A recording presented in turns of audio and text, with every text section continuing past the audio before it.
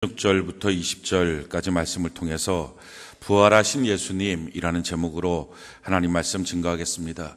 우리가 오늘 이렇게 부활절 예배를 드리고 있습니다. 그리고 우리가 예배가 마쳐지면 부활절 예배가 마쳐졌다 이렇게 말합니다. 그런데 사실은 우리의 이 주일날 드려지는 부활절 예배가 마쳐지면 그때부터 우리의 진정한 예배는 시작됩니다. 그래서 월, 화, 수, 목, 금, 토 이렇게 우리의 삶을 통해서 하나님이 기뻐하시는 거룩한 산 제물로 우리 자신을 드리는 이 삶의 예배가 드려지게 됩니다. 성경은 이 삶의 예배를 영적 예배다라고 말합니다. 그러기에 정말 중요한 예배가 뭘까? 주일날 지금 드려지는 이 예배는 시작이고요. 그리고 나서 날마다 드려지는 우리의 삶의 예배, 이것이 우리가 진짜 드려야 될 하나님이 받으시는 영의 하나님이 받으시는 영적 예배다라는 것입니다. 그 예배를 우리의 삶의 예배를 어떻게 드려야 됩니까? 그것은 하나님이 기뻐하시는 예배를 드려야 됩니다. 하나님 과연 어떻게 기뻐하실까? 무엇을 기뻐하실까? 내 말이나 생각이나 내 중심을 모르시지 않는데 과연 하나님 어떻게 내가 해야 기뻐하실까? 나의 선택이 어떤 선택을 하나님 기뻐하실까? 이것을 생각하는 거죠. 거룩한, 구별된, 세상 사람들처럼 사는 게 아니라 거기서부터 구별되어서 하나님 안에서 하나님의 사랑받은 자녀답게 사는 것. 또 마찬가지로 살아있는 재물처럼 하나님 내 삶을 완전히 사용하십시오. 그래서 하나님 앞에 죽은 자가 아니라 영적으로 살아있는 자로 살아가는 것. 이것이 바로 우리가 드려야 될 영적인 예배입니다. 그런데 이와 같은 영적인 예배를 우리는 믿음으로 사는 삶이라고 말합니다. 이 믿음으로 사는 삶을 위해서 반드시 필요한 것은 믿음의 근거가 되는 하나님의 말씀이 필요합니다. 근데 문제는 이것입니다. 이 하나님의 말씀을 우리가 듣는 주일날에 하나님에 대한 말씀에 대한 기억이 가장 많고요. 월화 수목 금토로 지나갈수록 점점 말씀에 대한 기억이 없어집니다. 다른 말로 말하면 우리가 아무리 믿음으로 살고자 애를 쓰고 노력을 해도 믿음으로 살 수 있는 근거인 말씀이 우리 안에 없다는 것입니다. 내 안에 말씀이 있어야 그 말씀을 갖고 사용하는데 내 안에 말씀이 없으니 예배는 예배대로 은혜롭게 드렸지만 결국 삶은 예전과 똑같은 습관의 삶을, 죄악의 삶을 살아갑니다. 그래서 내 삶이 왜 이렇지? 왜 주님이 나와 함께하는 것을 느껴지지 못하지? 이유는 주님과 함께하는 믿음의 삶을 살기 위해서는 하나님이 내게 주신 말씀을 내가 기억하고 갖고 있고 내 속에 있는 말씀을 사용해야 되는데 사실은 우리가 한 주간 만나는 모든 사건, 모든 일은 우리에게 하나님의 말씀을 주일날 주시고 이날이 첫날이니까 그리고 그 말씀을 기억하고만 있으면 무엇으로 해석해야 될지 어디로 가야 될지 결정은 어떻게 해야 될지 그 말씀 안에 다 답이 있습니다. 근데 그걸 다 잊어버리고 나니까 허겁지겁 뛰어다니는 것입니다. 기독교는 상담이 필요 없는 종교입니다. 그래서 누구를 만나서 무엇인가 상담하는 것, 그게 필요가 없는 겁니다. 그래서 성경에 보면 상담이라고 하는 것은 오직 성령님에게 붙어있는 호칭이지 사람에게 붙어있는 호칭이 아닙니다. 근데 사람들이 왜 이쪽 저쪽 뛰어다니며 상담하느냐? 어느 목사님 만나러 뛰어가고 어디 기도원에 뛰어가고 또 자기 셀장 만나서 상담하고 그거 필요 없는 것입니다. 근데 왜 필요 없는 일을 하고 있느냐? 이유는 자기 안에 그 삶을 해석할 수 있고 그 삶을 풀어갈 수 있는 말씀이 있으면 되는데 그 말씀이 없는 거예요. 그러니까 예전에 기억하고 있던 한두 개의 말씀, 암송하고 있던 한두 개의 말씀, 그것 갖고 모든 삶을 살려고 하니까 그 칼이 너무 무딘 거예요. 내게 대적하는 마귀를 이길 수가 없는 것입니다. 그래서 이와 같이 우리의 삶이 정말 하나님의 삶 속에서 내 날마다 만나는 월요일, 화요일, 수요일, 목요일, 금요일, 토요일이 기적이 돼야 되고 하나님이 함께 하시는 능력이 나타나야 되고 내 삶 속에서 그것이 역사가 돼야 되는데 그게 안 되니까 형통이 없는 것입니다.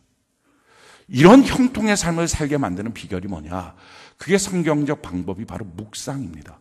그래서 시편 1편 1절 2절에 보니까 복 있는 사람은 여호와의 말씀을 주야로 묵상한다 라는 것입니다. 그렇게 묵상할 때 내게 다가온 악인의 꾀를 따르지 않고 악인의 생각대로 살지 않고 죄인의 길과 같이 어울려 있지 않고 오만한 자리에 덜썩덜썩 앉아서 결국 망하지 않는다라는 것입니다. 오늘 아침 이 시대를 보면 결국 죄인들과 어울려 있다 보니까 망한 거예요. 지금 국정농단이라고 말하고 있는 사람들 대다수가 주도한 사람이기보다는 어울려 있다 보니까 그 길을 간 거예요. 오만한 자리 그거인지 모르고 그냥 아무 자리나 감투 주니까 덜썩덜썩 앉다 보니까 결국 그렇게 인생이 망하고 마는 거예요. 그렇게 가지 않도록 하는 것, 그때마다 선택할 수 있는 기회가 있는데 그 선택의 기회를 선용하지 못하는 이유가 뭐냐? 선택할 수 있는 키, 선택할 수 있는 내게 안경을 주셨는데 그 말씀이 없는 거예요. 결국 묵상이 안 되니까. 여호와의 말씀을 주요하는 묵상하면 그가 하는 모든 일이 시냇가에 심은 남겨진 그 심겨진 나무처럼 형통하다. 이게 우리 성도의 삶이거든요. 성도의 삶은요, 형통한 삶이에요. 하나님과도 통하고요. 그래서 항상 하나님과 동행하는 그 만족감이 있고요. 사람들과도 통해요. 갈등하지 않아요. 다투지 않아요. 설사 갈등 다툼이 있어도 그 문제를 어떻게 스무스하게 해결할 수 있는 지혜도 주시는 거예요. 물질적으로 괴롭고 힘들지가 않아요. 우리 주님께서 다 저주를 받으셨는데 왜 그걸 우리가 이 세상에 또 똑같이 받고 삽니까? 이유는 그런 인생을 살아갈 때 선택의 문제 앞에 주시는 하나님의 말씀을 망각하니까 선택을 습관대로 하니까 예전의 내 모습대로 사는 거예요. 이 직장에 가서 저 직장을 가도 똑같아요. 이 사람 만나고 저 사람 만나도 똑같아요. 왜? 내가 안 바뀌는데 뭐가 바뀌겠습니까? 사람들은요, 여기서 저리로 옮겨가면 내 인생에 새로운 기회가 생길 줄 알고요. 여기서 저 사람 만나면 내 인생에 뭔가 생길 줄 알지만 아니에요. 그들이 복이 아니고 내가 복이에요. 할렐루야. 그런데 내가 복인데 하나님의 말씀을 쫓아가야 복인데 말씀이 없으니 복의 길을 걷지 못하는 거예요. 묵상. 이게 오늘날 하나님의 자녀답게 월화수목금토 살아갈 수 있는 축복의 삶, 형통의 삶을 살 수 있는 비결이 거기 있습니다. 우리가 주일날 은혜를 받아요. 충만한 예배를 드려요. 근데 문제는 정작 우리에게 필요한 그 은혜, 그 능력, 그 축복은 월요일날 필요하잖아요. 화요일날 필요하다고요. 수요일날, 목요일날, 금요일날, 토요일날 필요하단 말이에요. 우리의 가정에서, 우리의 직장에서, 우리의 사업장에서, 우리가 만나는 사람들 관계 속에 거기서 필요해요. 우리의 자녀를 양육하면서 거기에 필요한 거예요. 근데 문제는 예배 시간에는 은혜 받고 집에 가서는 직장에 가서는 만남의 관계 속에서는 말씀이 없으니 그냥 그렇게 사는 거예요. 묵상. 이 묵상이라고 하는 단어를 우리가 생각하면 우리는 가만히 생각하는 거라고 생각해요. 근데 그게 아니고 히브리어로 이 묵상이라는 단어는 하나님의 말씀을 듣고 은혜를 받아서 그 은혜를 막 다른 사람한테 나누는 거예요. 아, 이렇게 은혜 받았다. 이렇게 은혜 받았다. 이게 묵상이에요. 히브리어로. 지금 우리로 개념을 바꾸면 이게 간증이에요. 왜 교회 오면 간증을 시키느냐? 그게 묵상이라서 그래요. 우리가 지난주서부터 주일날 말씀을 듣고 꼭 간증문을 제출하십시오 했어요. 너무 감사한 일은 우리 교회 등록 성도들 4명 중에 1명꼴로 다 간증문을 제출했어요. 첫날이기 때문에 그거 하기 힘들 텐데 간증문을 제출했어요. 물론 제출하신 분의 대다수를 제가 얘기를 들어보니까 불끈불끈 뭐가 올라왔다 그래요. 야, 힘들어 죽겠는데 이런 것까지 시키나 막 이런 게 올라왔다 그래요. 뭐 남의 말 할 것도 없어요. 이런 말 하면 또 집에 가서 제가 혼나긴 하겠지만 저희 집사람도 예배를 끝나자마자 야, 내가 사모만 아니면 내가 다른 교회 가고 만다야. 무슨 목사가 이렇게 나를 괴롭히냐. 그러더니 오후 예배를 드리고 나서는 그래요, 제가 대마처럼 되지 않겠습니다. 회개하고 돌이켰어요. 그러니 뭐 제가 무슨 말 하겠어요. 힘들어요. 하지 않았던 걸 하는 것 귀찮고요. 세상 이렇게 사는 거 힘든데 이걸 또 시키냐. 힘들어요. 그런데 간증문 써서 내신 분들의 대다수가 고백하는 게 이거예요. 이상한 것 한 가지는 셀예배를 드릴 때 말씀이 그냥 생각나요 라는 거예요. 기억이 난다는 거예요. 심지어는 토요일날 교사 모임을 하는데도 말씀이 지금도 셀예배 안이 없어도 은혜 나눔이 가능해요 라고 말해요. 다 생각난다는 거예요. 맞아요. 우리가 우리 학생들 가르칠 때 공부하는 거 생각나게 만드는 방법이 뭡니까? 복습하라 그래요. 그리고 난 다음에 복습하면서 외워야 될 거 외우라 그래요. 외우는 방법이 뭐예요? 쓰고 읽고 듣고 이거예요. 근데 우리는 정작 이 귀한 하나님의 말씀을 들을 때 쓰고 듣고 읽고 이 반복을 안 해요. 그러니까 예배를 드리고 난 다음에는 그 다음부터는 아무것도 없는 삶이 된 거예요. 중요한 건 뭐예요? 이 주일날 간증문 쓰라고 하니까 그 말을 들은 사람들이 순종하려고 할 때부터 경청해서 들어요. 안 들으면 아무것도 못 쓸 것 같으니까. 처음부터 순종을 안 할 생각인 사람들은 듣지도 않아요. 똑같아요. 그런데 하려고 그러면 막 듣는 거예요. 그러고 나서 들었는데 기억이 납니까? 잘 안 나요. 그래갖고 월요일날 다시 그 설교 다시 듣기를 해요. 그러고 생각하는 거예요. 쓰려고 하니까 막 생각을 해요. 그렇게 간신히 써요. 쓰고 난 다음에 글을 올려요. 올리고 나면 사람들이 다 궁금하거든요. 다른 사람들은 뭐라고 했나. 그걸 다 봐요. 그 과정을 통해서 뭐가 됩니까? 자꾸 말씀이 회상이 돼요. 내 안에 그 말씀이 그대로 남아있어요. 이게 능력이 되는 거예요. 이게 믿음으로 사는 삶이 되는 거예요. 그래서 필요한 것은요, 기억나는 만큼 쓰는 게 아니고 기억을 다 할 수 있도록 애를 써야 돼요. 이게 간증문을 쓰는 이유입니다. 그리고 쓰고 올리고 그러고 나서 다른 사람들 거 봐야 돼요. 우리가 지난주 우리 홈피에다가 지금 지난주에 간증문 써서 올리신 분 다 올려놨거든요. 많은 분들이 보셨더라고요. 보십시오. 그러면 저도 그걸 보면서 참 은혜를 다시 받았어요. 충만한 은혜를 받았어요. 너무 감사한 거예요. 목회를 하다 보면 성도들이 와서 이것저것 묻기도 해요. 상담도 해요. 그런데 그 상담할 때 가만히 보면 다 아는 걸 자꾸 물어봐요. 왜냐하면 그 안다는 게 뭐냐면 주일날 말씀 증거했던 거 기억만 하면 다 답이 나오는 것들을 자꾸 물어보거든요. 사는데 이렇게 이런 문제 저런 문제. 우리 하나님이 얼마나 좋으신 하나님이지 답도 없이 우리 인생 살게 하지 않아요. 우리에게 감당할 시험은 주지도 않아요. 할렐루야. 그러니까 그걸 다 감당할 것만 주시니까 그거 다 알만한 건데 그걸 안 하고 그냥 와서 물어보는데 물어보고 나면 저는 말씀 준비하고 말씀을 항상 묵상하고 있었습니다. 알잖아요. 아니까 그냥 쑥 얘기해요. 성경도 찾아서 쑥 줘요. 그럼 그 사람 눈이 똑그래져요. 와, 굉장한 지혜가 있나 보다. 아니에요. 그냥 알고 있으면 다 하는 거예요. 누구든지. 성도들이 그걸 못하니까. 그런데 묵상한 성도들이 보니까 토요일날 말씀에 대한 기억의 수준이 제가 말씀 전하는 저와 비슷한 수준이에요. 이렇게 얼마 정도를 지나고 나다 보면 말씀으로 말미암아 살아가는 삶이 뭔지를 알겠다. 그 지혜가 뭔지를 알겠다 하는 깨달음이 있었어요. 꼭 간증문 쓰십시오. 쓰고 셀밴드나 아니면은 메일로 보내십시오. 그러고 난 다음에 올리고 나면 그거 꼭 읽어보십시오. 하는 거랑 안 하는 거랑 천양지 차이입니다. 그래서 큐티 할 때도 똑같았어요. 큐티 하라 그러면 얼굴이 다 이렇게 뿔이 나갖고 뭘 별걸 다 시키냐. 다른 데서는 주일날 예배만 드려도 될 거를 뭘 시키느냐. 근데 아니잖아요. 지금 여러분들 큐티 하시는 분들은 하고 나니까 그거 안 할 수가 없잖아요. 그게 신앙생활의 핵심이잖아요.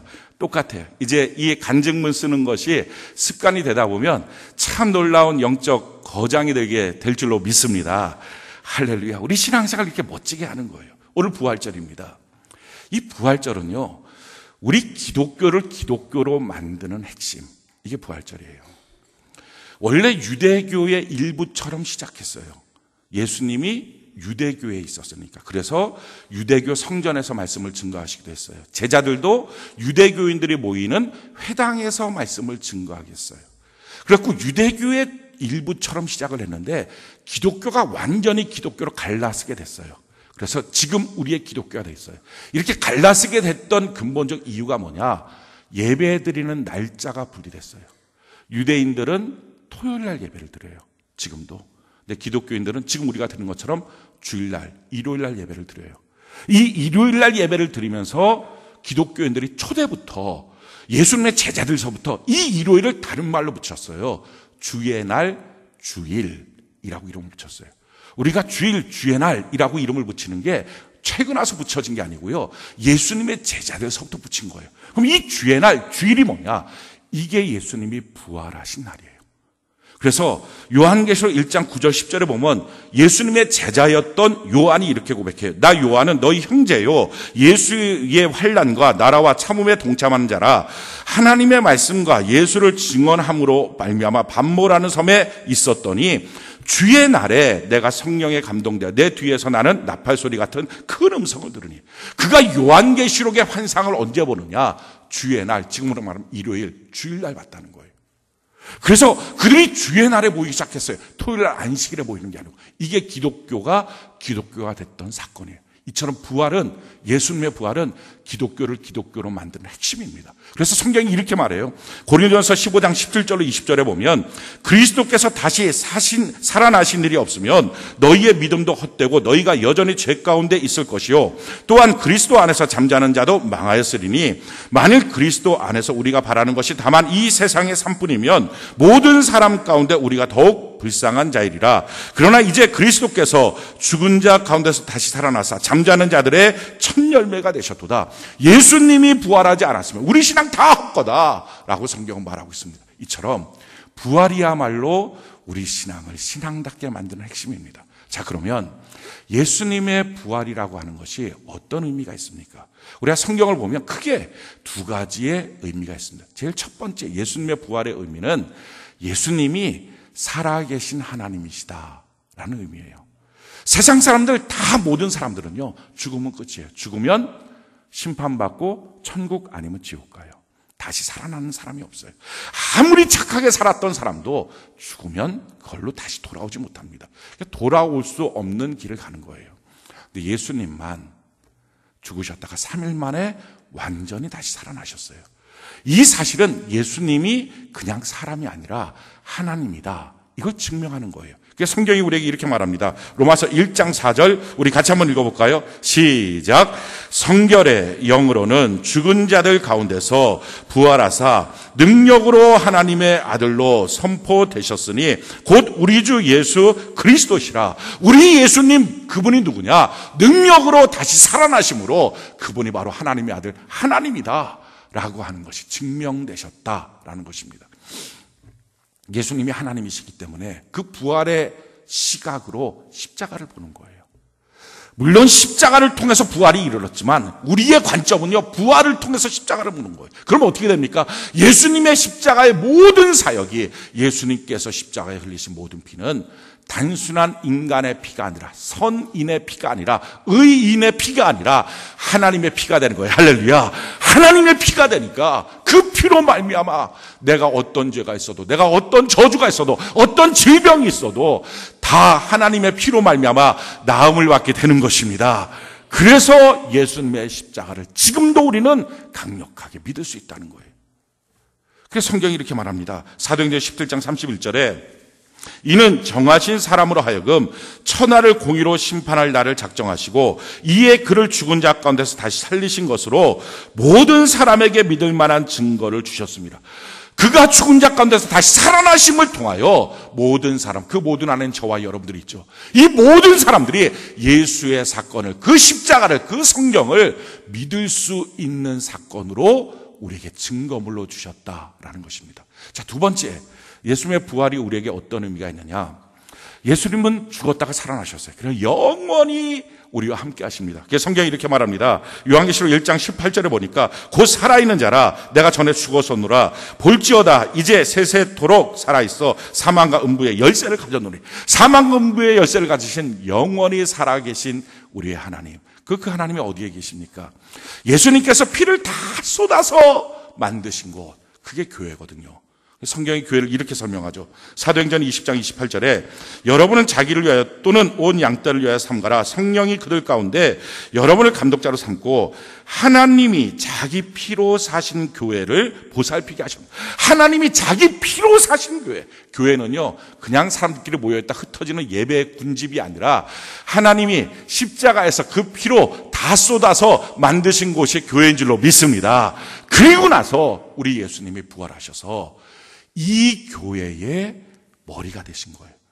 그게 지금 살아계신 부활하신 예수님이 거하시는 곳입니다. 성경이 이렇게 말해. 에베소 1장 22절에 보니까 또 만물을 그의 발 아래 복종하게 하시고 그를 만물 위에 교회의 머리로 삼으셨느니라. 이 머리라고 하는 말은요, 우리 교회의 대장이시라는 거예요. 할렐루야. 우리의 인생의 대장이 되신다는 거예요. 우리의 공동체의 대장이 되신다는 거예요. 그러기에 예수님이 우리 교회의 대장이시기 때문에 교회 안에 뿌리 내린 우리 모두는요, 가장 안전한 곳에 있는 것입니다.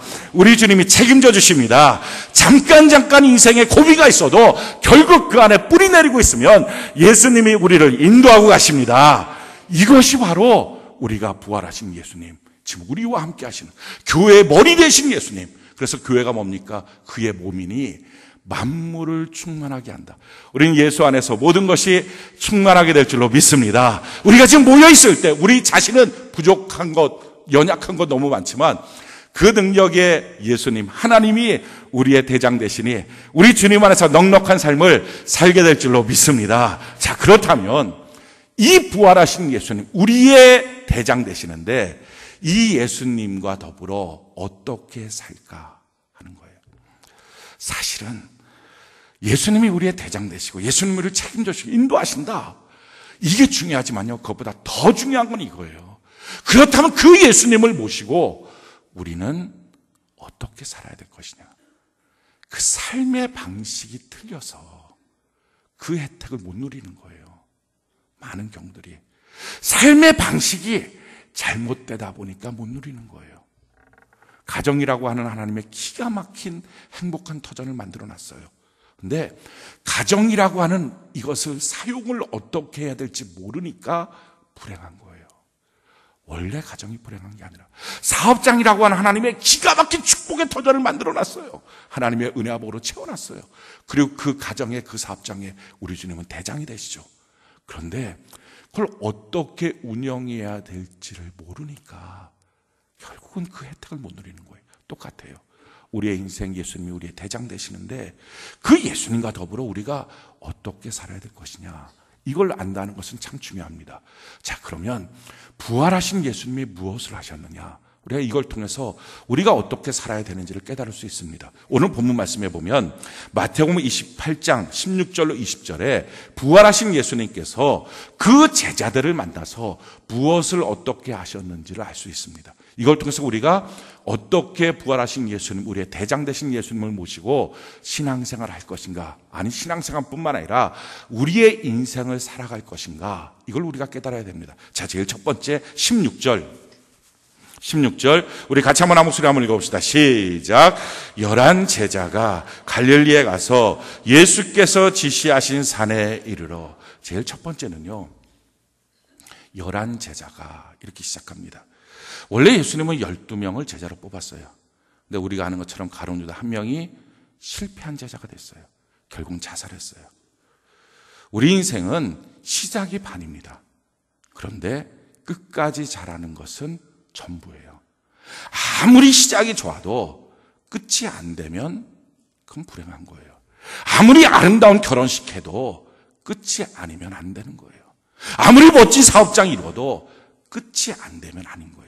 실패하지 말아야 돼요.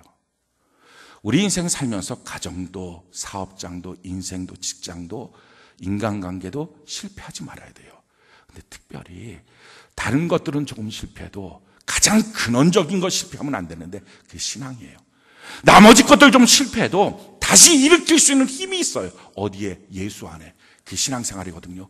근데 그 신앙생활을 실패하면 다 끝난 거예요. 그래서 이 신앙생활 실패하지 말아야 돼요. 근데 지금 가룟 유다는요, 이 신앙의 삶을 실패한 거예요. 우리가 끝까지 신앙생활 잘하는 건, 사도 바울이 자기의 신앙생활을 이렇게 표현합니다.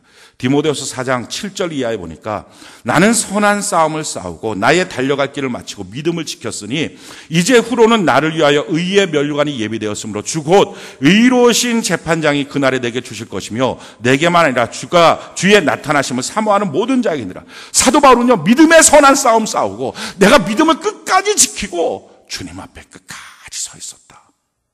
우리 이 신앙을 본받아야 됩니다. 근데 왜 실패할까? 왜 이 귀한 신앙생활 처음부터 실패하려고 작정한 사람 없어요. 제대로 신앙생활 주님 만나서 그 첫사랑 가운데 달려가는데 어느 날 실패하기 시작해요. 도대체 왜 신앙생활 실패할까? 그 이유가 그 다음에 나와요. 9절에 보니까 너는 어서 속히 내게로 오라. 10절에 보니까요, 대만은 이 세상을 사랑하여 나를 버리고 데살로니가로 갔고 그레스게는 갈라디아로, 디도는 달마디아로 갔고. 여기 보니까 그레스게, 디도는요, 왜 갔는지 이유가 안 나와요. 그러니까 아마 사명 때문에 가기도 하고 거리가 멀어서 가기도 하고, 우리 교회 섬기다가 떠나간 성도들 중에서 사명 때문에 또는 거리가 멀어 섬겨진 성도들 있어요. 근데 불행하게도요, 이 데마와 같은 사람도 있어요. 세상을 사랑하여 떠나가고. 어디로 갔습니까? 데살로니가로. 이 데살로니가가 뭐냐면은 그 당시 기독교인들은 다 박해를 받고 있었어요. 예수 믿는다는 이유로 다 박해를 받았어요. 그런데 그 모든 곳에서 유일하게 박해받지 않았던 지역이 데살로니가예요. 사람들이 다 알았어요. 그래갖고 박해받는 것이 너무 힘들었던 사람은요, 데살로니가로 갔어요. 그건 예수 믿는데 박해를 안 받아요. 편안한 신앙, 불편하지 않은 신앙. 근데 성경은 말해요. 그가 예수는 안 버렸는데, 예수 믿는 믿음은 그대로 있는데 편안한 것을 쫓아서 가는 그의 인생을 향해서 세상을 사랑했다. 실패한 제자라는 거예요. 우리 신앙생활 인생의 실패는요, 편안한 것 찾을 때 그렇습니다. 인간관계도 자꾸 편안한 것 찾으니까 이상해지는 거예요. 부부관계도 자꾸 제가 얼마나 더 편안할까, 직장생활도 제가 얼마나 더 편안할까, 사장은 사장대로 종업원은 종업원대로 편안한 것 찾다 보니까 망가지는 거예요. 처음 들어갈 때 어떤 마음 가졌습니까? 처음 결혼할 때 어떤 마음 가졌습니까? 편안하려고 결혼했나요? 아니잖아요. 서로 사랑하고 행복하려고. 그러면 그 첫 마음을 갖고 어려운 고비들을 넘어가면서 끝까지 믿음을 지키고 가야 되는데 어느 순간 중간에 변질되는 거예요. 편안한 것. 신앙생활이 편안한 것. 사랑하는 성도 여러분, 편안한 신앙생활은 없어요. 실패한 신앙생활이에요. 그래서 신앙생활은요, 바른 신앙생활이에요. 우리가 액세서리처럼 예수 믿는 게 아니라 우리가 제대로 예수 믿어서 우리의 삶을 통해서 하나님의 능력과 역사가 나타나는 은혜가 있기를 바랍니다. 그래서 성경이 우리에게 이렇게 말합니다. 고린도전서 15장 58절, 우리 같이 한번 한 목소리 읽어볼까요? 시작. 그러므로 내 사랑하는 형제들아, 견실하며 흔들리지 말고 항상 주의 일에 더욱 힘쓰는 자들이 되라. 이는 너희 수고가 주 안에서 헛되지 않은 줄 알미라. 항상 주의 일에 힘쓰는 자가 되라. 힘 안 쓰려고 하는 신앙생활 말고, 편안하고 대충 사는 신앙생활 말고 힘쓰는 신앙생활. 왜? 그 삶이 바로 하나님이 다 갚아주시는 상급이 있다 하는 거예요. 이 시간 이 예배도 우리가 힘써 예배드리는 은혜가 있기를 바랍니다. 자, 두 번째, 예수님 대장으로 모셨으니까, 예수님 대장이시니까 그분 앞에서 내가 이 신앙생활 정말 제대로 해보자, 주님 따라가는 이게 제대로 하자, 이게 너무 당연한 거죠. 힘써서 하는 것, 중간에 실패하지 않는 것, 당연한 것입니다. 두 번째, 예수님 대장으로 모시고 우리가 어떻게 살아야 됩니까? 우리 16절 다시 한번 읽어볼까요? 16절 같이 한 목소리 시작. 11 제자가 갈릴리에 가서 예수께서 지시하신 산에 이르러. 두 번째 보니까 예수님께서 갈릴리에서 만나자는 거예요. 부활하시고 난 다음에 그 제자들을 만나는데, 제가 좀 어리석은 생각을 했어요. 성경을 보면서. 아니, 왜 예수님께서 갈릴리에서 만나실까? 예루살렘 성전 앞에서 만나시면 얼마나 멋있을 텐데. 그렇잖아요. 다 죽인 거 아는데 3일 만에 예루살렘 성전에서 예수님 딱 나타나서 야, 제자들아 하고 막 설교하시는 거예요. 그건 막 난리가 나지 않겠어요? 그렇게 설교하고 사람들 구름대같이 모여있을 때, 대제사장 너 좀 나와봐. 너 진짜 몰랐니 내가 메시아인 거? 너 정말 인생 그렇게 사는 거 아니야? 너 여기서 빨리 회개해. 막 이렇게 할 수도 있고. 거기가 좀 그러면 빌라도의 법정 어떻습니까? 빌라도의 법정 갖고서, 빌라도 너 손 닦았잖아. 너 그렇게 인생 사는 거 아니야? 자기 채찍으로 때리고 못 박았던 병사들 거기 있을 거 아닙니까? 너희들 나와봐. 내가 사실 다 용서했어. 근데 진짜 아프더라. 너무 심하게 때리더라. 막 그렇게 좀 할 수도 있잖아요. 아니, 제일 좋은 장소가 어디예요? 갈보리. 십자가에 달려 죽으신 곳. 3일 전이니까 거기 막 피가 뚝뚝뚝 떨어 피 짜고 있지 않겠습니까? 거기에 딱 예수님 나타나서 살았다. 기가 막힌 시청각 교육 아닙니까? 근데 안 했어요. 도리어 갈릴리에 갔어요.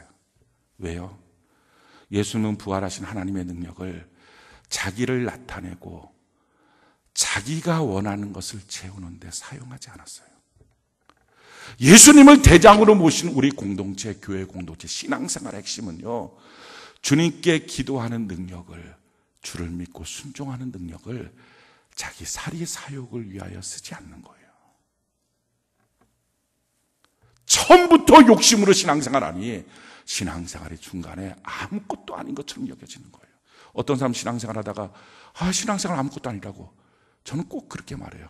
당신의 신앙생활의 처음이 뭐였는지 점검해 보십시오. 욕심이었습니까? 돈 때문입니까? 그 돈 때문이라고 하는 돈의 신 앞에 묶여있는 것에부터 해방돼야지 진짜 예수님 만나고 예수님이 주시는 형통이 있습니다. 그 고백을 해요. 예수님 갈릴리에서 만났어요. 이 갈릴리는 어떤 곳입니까? 예수님의 제자들 가장 처음에 불렀던 곳입니다. 그 처음에 만났던 그 자리에서 만나는 거예요. 그 제자들 가룟 유다랑 별 차이 없어요. 똑같아요. 사실은 다 예수님 등지고 도망갔어요. 그렇게 도망갔던 그 제자들 향해서 예수님이 뭐라고 부릅니까? 우리 마태복음 28장 10절 한번 볼까요? 10절 같이 한 목소리 시작. 이에 예수께서 이르시되 무서워하지 말라. 가서 내 형제들에게 갈릴리로 가라 하라. 거기서 나를 보리라 하시니라. 예수님이 자기의 제자들 향해서 내 형제, 예수님의 형제라는 거예요. 피와 살이 통하는 형제라는 거예요. 다 자기를 배신한 그 사람들, 형편없는 사람들. 근데 예수님이 그들을 버리지 않아요. 예수님은요, 약하고 부족하고 더럽다고 추해다고 버리지 않아요. 한 사람도 포기하지 않아요. 세상은요, 버림받는 곳입니다. 조금만 자기 마음에 안 들면 버려요. 회사를 가도 팽당해요. 명예퇴직 당하고요. 부부간에도 버리고요. 조금만 자기에게 유익이 안 되면 다 버림받는 곳이 세상이에요. 근데 우리 예수님 버리지 않아요. 도리어 우리 주님이 이렇게 말씀하시는 거예요. 디모데후서 2장 20절 21절에 보니까 큰 집에는 금그릇과 은그릇뿐 아니라 나무그릇, 질그릇도 있어 귀하게 쓰는 것도 있고 천하게 쓰는 것도 있나니 그러므로 누구든지 이런 곳에서 자기를 깨끗하게 하면 귀히 쓰는 그릇이 되어 거룩하고 주인의 쓰심에 합당하며 모든 선한 일에 준비함이 되리라. 요즘 우리가 금수저, 흙수저 이런 얘기 많이 합니다. 그런 얘기 있기 훨씬 전부터 성경은 말해요. 사람들은 금그릇도 있고 은그릇도 있고 나무그릇, 질그릇도 있다. 이거 부인하지 않아요. 누구는 잘났다. 부모 잘 만났다. 아, 좋은 집에서 좋은 것 많이 누렸다. 어떤 사람 아무것도 없다. 이거 부인하지 않는다고요. 금그릇, 은그릇, 질그릇, 나무그릇 다 있다. 근데 주님이 말씀하시는 거예요. 나는 비싼 그릇 쓰는 게 아니라 깨끗하면 된다. 이 말이에요. 우리의 말이 깨끗하고 생각이 깨끗하고 마음이 깨끗하고 이렇게 깨끗하면 내가 어떤 모습이냐, 얼마나 연약하냐, 부족하냐 따지지 않아요. 우리 주님 우리를 다 사용하시게 되는 거예요. 할렐루야. 그래서 버림받지 않는 거. 이게 교회예요. 우리는 하나님의 가족입니다. 그러기에 사랑하는 성도 여러분, 열등감, 낮은 자존감, 패배주의에 빠져서 위축되지 마십시오. 난 아무것도 아니라고 초라해지지 마십시오. 우리 주님 우리를 붙들고 사용하시는 줄로 믿습니다. 그리고 나서 세 번째요. 오늘 성경 부활하신 예수님, 우리의 대장 되신 예수님이 우리 함께 하실 때 어떤 일들이 있습니까? 우리 16절, 17절 우리 같이 한번 읽어볼까요? 16절, 17절 같이 한 목소리 시작. 11 제자가 갈릴리에 가서 예수께서 지시하신 산에 이르러 예수를 배웠고 경배하나 아직도 의심하는 사람들이 있더라. 우리 신앙생활 순종 이렇게 말하죠. 순종이 제일 중요하다. 맞습니다. 예수님께서 갈릴리로 가자. 갈릴리에서 내가 너희를 보겠다. 그럼 우리 갈릴리 가는 거예요. 뭐 빌라도 걱정 안 되나요?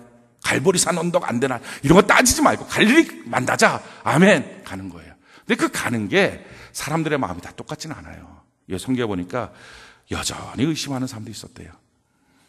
사랑하는 성도 여러분, 너무 완전한 거, 너무 깨끗한 거, 완벽한 것을 갖고 주님께 나가려고 하지 마십시오. 그러다 보니까 주춤주춤 못 나가요. 우리 지난주에 간증 쓰자 했었는데 한 자매가 그렇게 얘기하는 거예요. 왜 간증 안 썼니? 그랬더니 그 자매가 하는 말이 예, 썼어요 목사님. 근데 왜 너 거 없던데? 그랬더니 썼는데요. 화요일날 썼는데요. 못 보냈어요. 왜 못 보냈니? 그랬더니 하는 말이 이거예요. 자기가 너무 억지로 썼어요. 억지로 그래갖고요. 이거 너무 죄송해서 하나님 앞에 드리는 게 이렇게 억지라서 이거 그냥 목사님이 하라고 하니까 어쩔 수 없이 억지로 한 거예요. 그냥 글 처음부터 끝까지가 억지 이렇게 쭉 나왔어요. 그래서 보낼 수가 없었어요. 그래서 제가 그 자매한테 그랬어요. 대부분의 사람들이 억지로 썼어. 괜찮아. 그랬어요. 우리는요 너무 완벽한 거를 갖고 가려고 그래요. 너무 깨끗한 거. 그래서 내 안에 의심이 있으면 갈릴리에서 만나자. 저는 못 가요. 저 의심이 있어요. 전 그게 안 믿어져요. 또 어느 때는 우리가 불평도 해요. 원망도 해요. 성경은 말해요. 그럴 수 있다고. 불평, 원망, 의심 우리의 삶 속에 문득 일어나도요. 그냥 주님이 갈릴리에서 만나자 하면 따라가는 은혜가 있기를 바랍니다. 그게 우리가 대장 되신 예수님을 믿고 따라가는 삶이에요. 그러다 보면 깨달아져요. 그러다 보면 내 삶에 기적이 나타나요. 다 알고 가는 사람 몇 안 됩니다. 마지막 네 번째, 우리 주님이 우리에게 대장 되시는 주님이 우리에게 요구하시는 것이 무엇입니까? 19절, 20절 우리 같이 한번 볼까요? 시작. 그러므로 너희는 가서 모든 민족을 제자로 삼아 아버지와 아들과 성령의 이름으로 침례를 베풀고 내가 너희에게 분부한 모든 것을 가르쳐 지키게 하라. 볼지어다 내가 세상 끝날까지 너희와 항상 함께 있으리라 하시니라. 우리 예수님께서 하셨던 사역, 전도와 양육하는 사역, 그거 하라는 것입니다. 우리가 가지 않으면 사람들이 오지를 못해요. 사람들이 저절로 자기 발을 걸어서 주님께 나올 수 있는 사람이 없어요. 그래서 성경이 우리에게 이렇게 말합니다. 로마서 10장 13절로 15절에 누구든지 주의 이름을 부르는 자는 구원을 받으리라. 그런즉 그들이 믿지 아니하는 일을 어찌 부르리요? 듣지도 못한 일을 어찌 믿으리요? 전파하는 자가 없이 어찌 들으리요? 보내심을 받지 않았으면 어찌 전파하리요? 기록된 바 아름답도다. 좋은 소식을 전하는 자들의 발이함과 같으니라.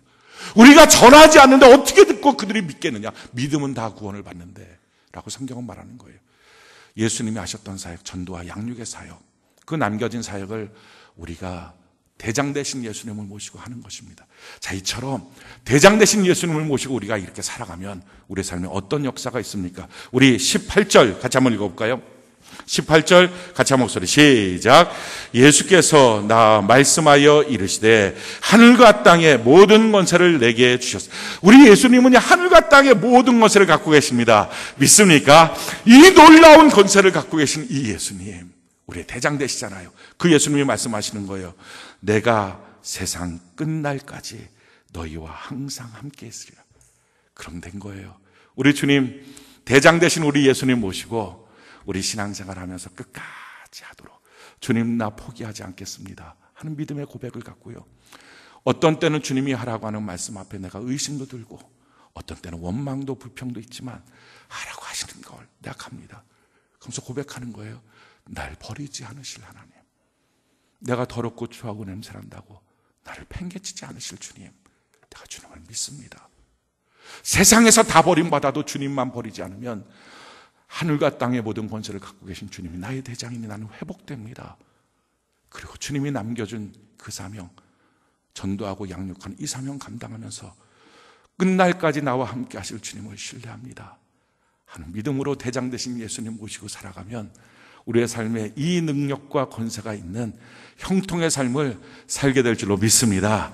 이 은혜가 여러분들의 사업장에 있기를 바랍니다. 이 은혜가 여러분들의 가정에 있기를 바랍니다. 이 은혜가 여러분들의 육체에 있기를 바랍니다. 이 은혜가 여러분들의 영혼에 있기를 바랍니다. 우리 모두에게 풍성하신 주님의 은혜가 살아계신 우리 예수님, 우리와 함께 하심으로 넘치는 삶이 되기를 예수님 이름으로 축원합니다.